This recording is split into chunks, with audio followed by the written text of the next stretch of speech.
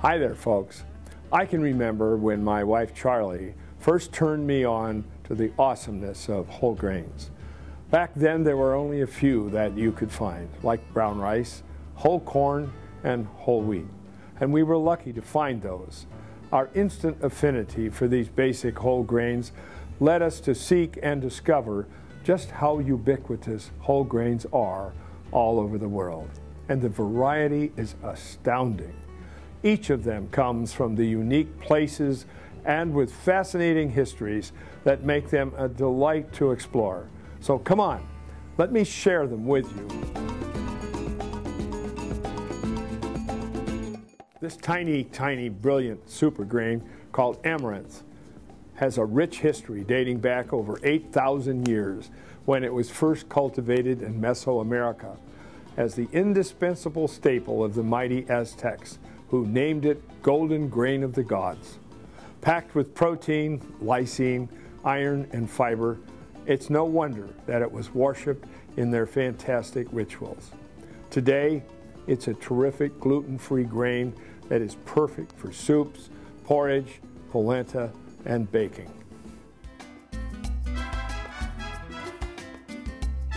It may seem new to many of us, but chia, derived from the Mayan word for strength, has been eaten for over 5,000 years for its strangely powerful nutrition. Packed with fiber, protein, and loads of omega-3, adding it to your juice, smoothies, cereals, and baked goods can give you the same lasting power that the Aztecs took into battle.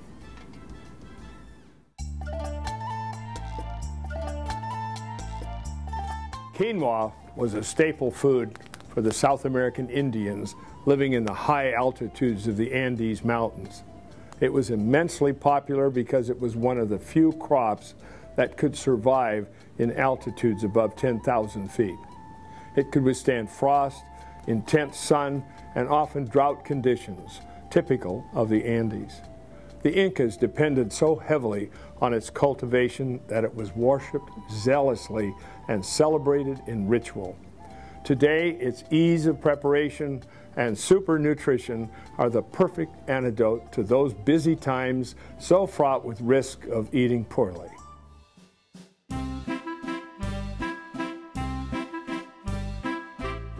Across the Atlantic Ocean, we find a harvest of gold known as spelt. Spelt is an ancient relative of the durum wheat that originated in the Near East over 8,000 years ago. This heirloom variety of grain later spread throughout Europe, becoming especially popular in Germany, where it was farmed throughout the Middle Ages. With a nice toothsome texture and a lightly sweet note of flavor, spelt is a great grain for hot cereal and sweet or savory culinary applications.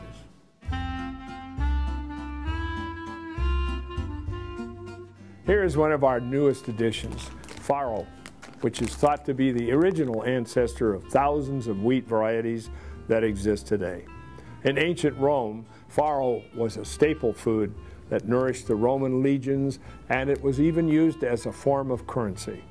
Today, this old world heirloom grain is still highly regarded in Italy, where it has been grown for generations by Tuscan farmers and is featured in many traditional dishes.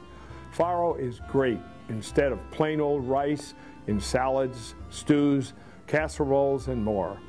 I like it all by itself with just a little butter and a pinch of coarse sea salt. It's delicious.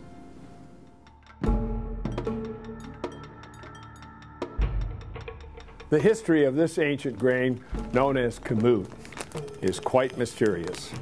Some say that Noah brought kamut kernels along on the ark and was thus nicknamed prophet's grain. Others call kamut grain King Tut's wheat, claiming it was found in the tomb of an Egyptian pharaoh.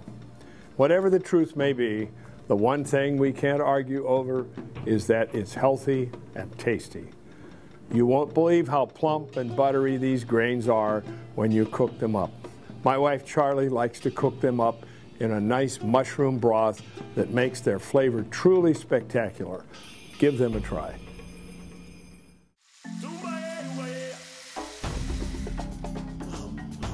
Teff is a truly ancient grain originating in Africa thousands of years ago. It has long been an important staple for highland Ethiopians who use it to make everything from bread to beer. Now the rest of the world is going to catch on to the greatness of this tiny grain with a mild, nutty flavor and lots of calcium, protein, iron, and fiber. Whole grain teff is a great addition to porridge, stews, pilafs, or baked goods.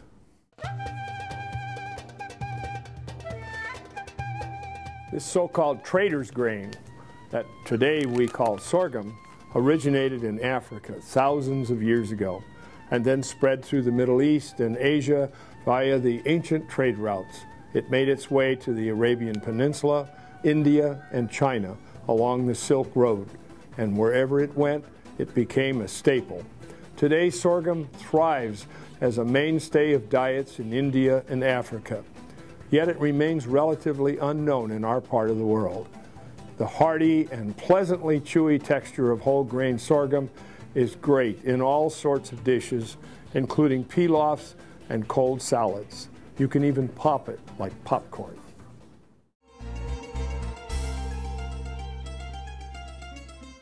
This little miracle grain was first farmed nearly 10,000 years ago. Can you believe that? Millet was considered one of the 5 sacred crops in ancient China. It was once so prolific, in fact, that it is mentioned in the Old Testament, the writings of Herodotus, and the journals of Marco Polo. This versatile grain is such a great source of fundamental nutrition, and it's the easiest of all to prepare. It just takes about 15 minutes to cook it completely. Try what I like to do with it. Cook some millet, stir-fry some veggies, put them together, add a little of your favorite sauce. I like teriyaki. And just like that, you have a quick and scrumptious meal.